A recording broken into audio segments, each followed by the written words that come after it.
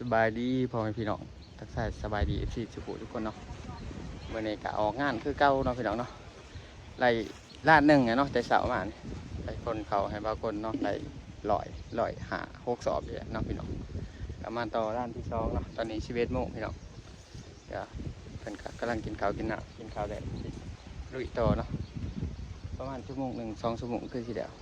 ชั่วโมงปลายเนาะคือสิเดียวพี่น้องอันบ่ของบ่ขาดเนี่ยรถเขา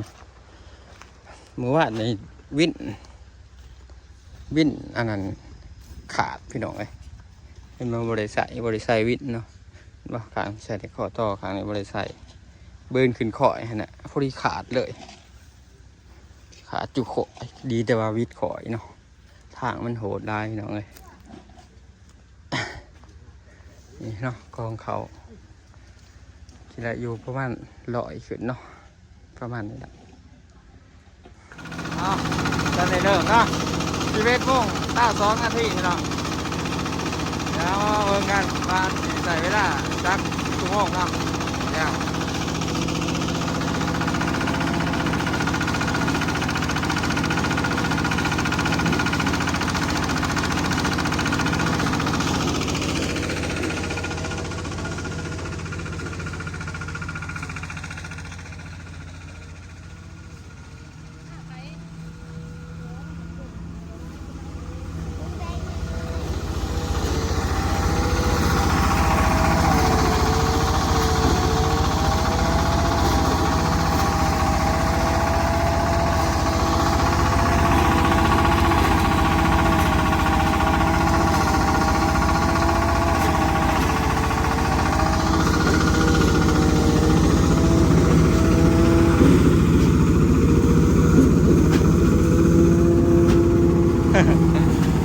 พอกันเลยเนาะ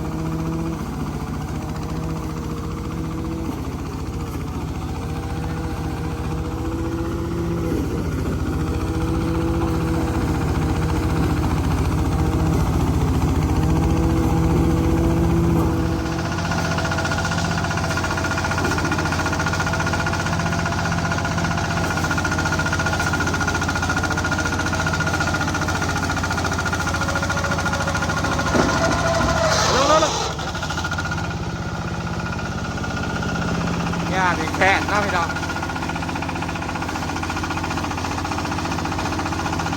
เอาเองยันไว้ได้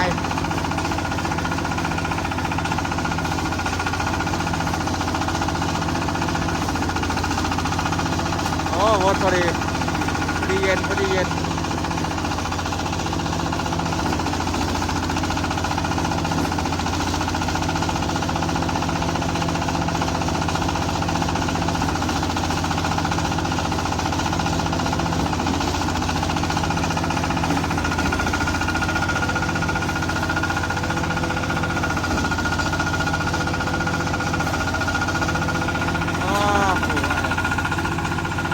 มากก็หัวรถเลย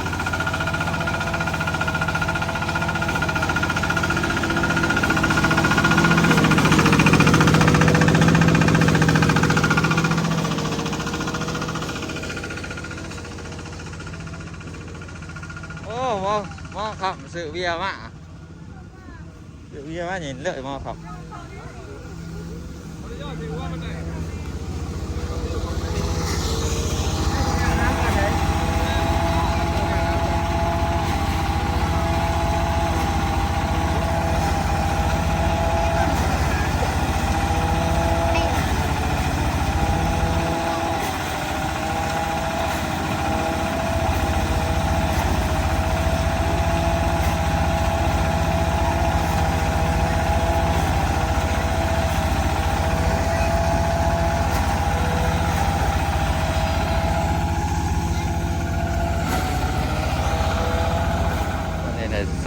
สอบไปน้องพี่น้อง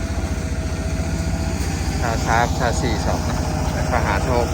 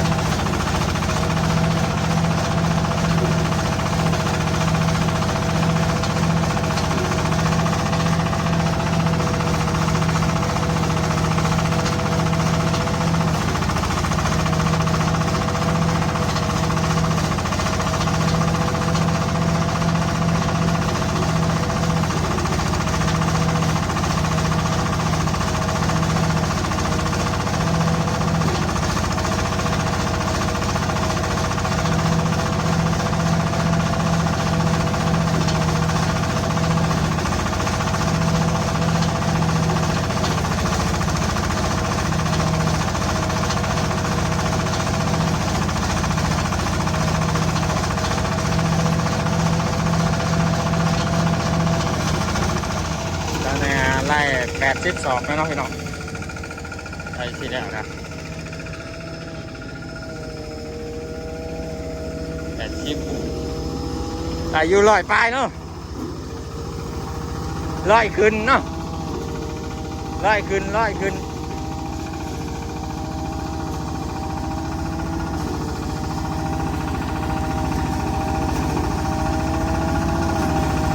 แต่ไม่ได้ก็บ่เพิ่งหรอกพี่น้องแล้วองยาเนี่ยผักเนี่ยเนาะเป็นมันแดดร้ายเป็นได้ว่าผัก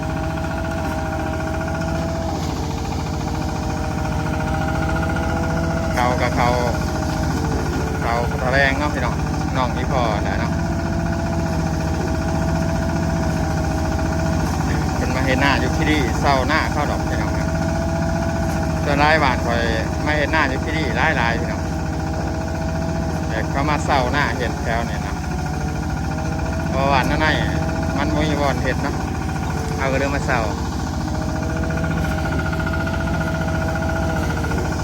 เวลาอยู่รออีกขึ้นเนาะนี่แหละ80เลยร้อยขึ้น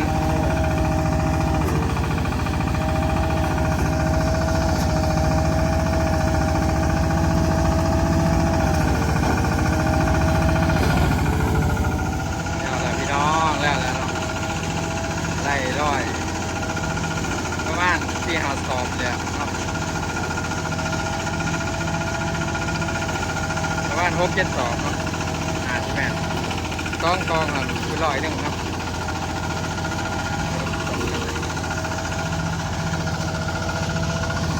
โอ้ตอนนี้บ่ายมุ่งบ่ายพี่น้องเลยอ่อนเป็นอ่อนเนาะกลางแหลดด้วย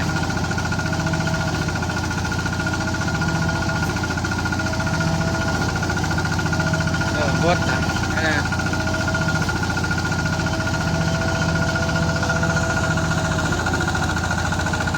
ันนี้พี่น้องห้าสี่เดินทางกลับตอนนี้2 โมงไปนะขันบ่พักมันก็มือนี้เท่าไหร่พอดี200 สอบเนาะก็พอดี10 สอบพี่น้องครับผลวันนี้เนาะเนี่ยเขาจะเอารถใหญ่เขามาแกเอาตอนนี้กำลังกลับเนาะพี่น้องแต่บ้านคอยมาบ้านพี่กับประมาณ2 กิโลพี่น้องเนาะถามว่านี่ก็ประมาณ1 กิโลแต่ก็มาไหนก็ประมาณ1 กิโลพอดีเป็น2 กิโลเนาะบ้านพี่น้อง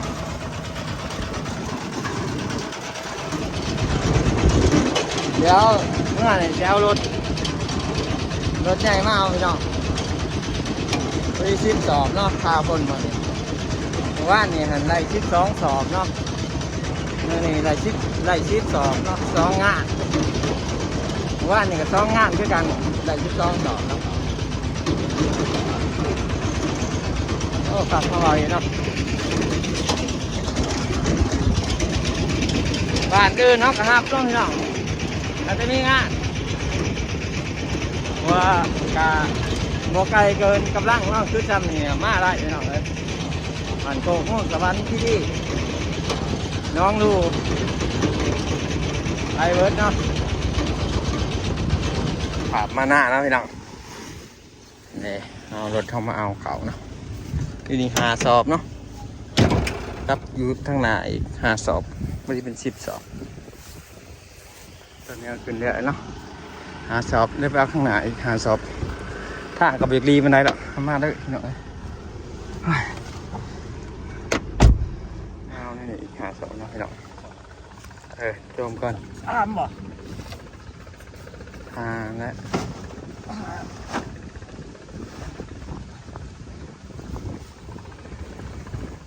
10 สอบดิดเต็มกระบะ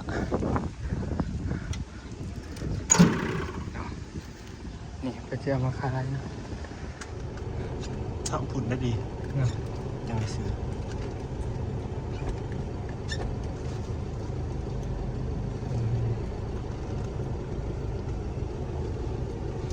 10 สอบเนาะ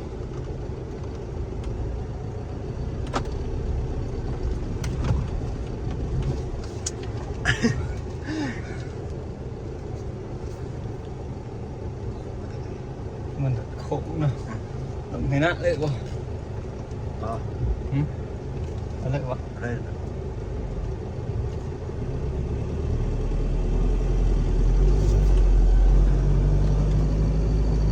บีด้วยมั้ย บิดโอเค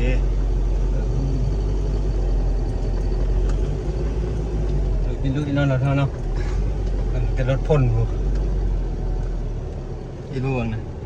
บิดโอเค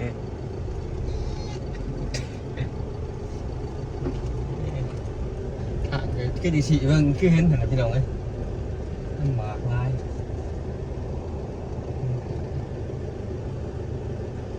bạc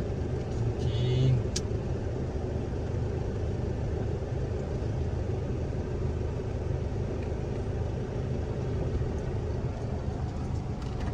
ok ตูม đẹp rồi chuyệnง่ายไว้เนาะหมดแบกว่าเลี้ยงอ่ะตัดขามาเหือนนะพี่น้องจะมาหอมแล้ว10 กระสอบนึงได้เท่าไหร่กัน12วันใน12 10เนาะ10 สอบกับประมาณ2 ล้านถึงว่าสอบ200,000นี่ถึงอยู่ว่าสอบ200,000นั่นสอบช่องแซม ว่าเรา6,100เลย6,100บ่อยู่บ้านเขาคือยังซื้อ6,300อยู่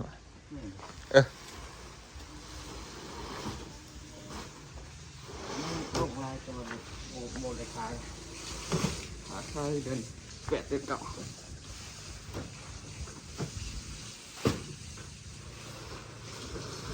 แต่จักสอบรวมเบิด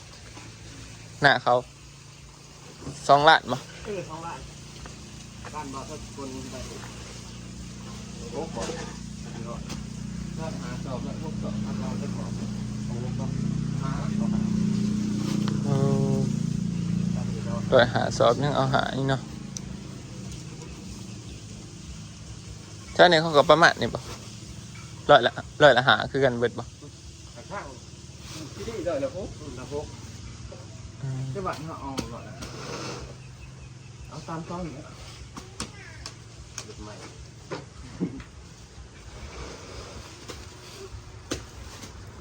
นักเว้ย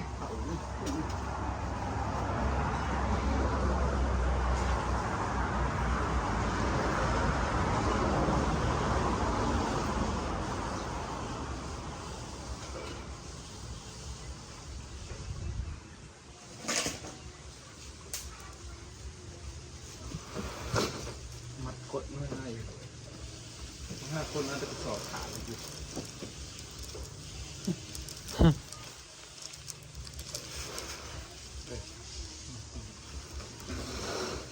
เอาหน้ามันนักเลยโอ้เดี๋ยวหน้าลำเนาะเดี๋ยวหน้าคิริเนี่ยเอามันห่างเป็นหมากดี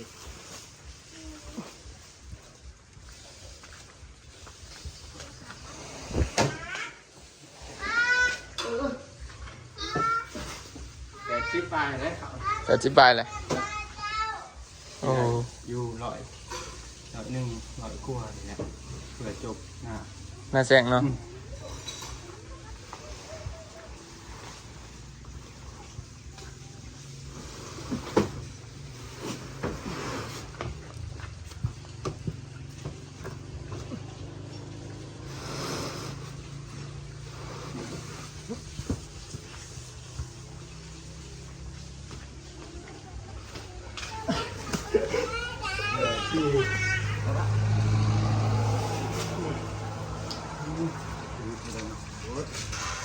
เอาละเอา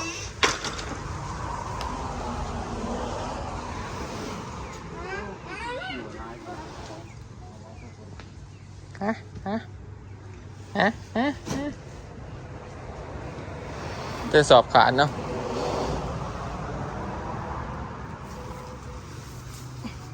แต่เราเหมียนอยู่เหือนเนาะประเด็นมันหนูคือสิบหลาย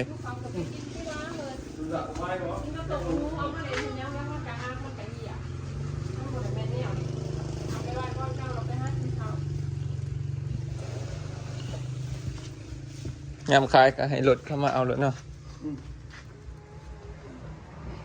อย่าเอาไปขายอีก2 เมก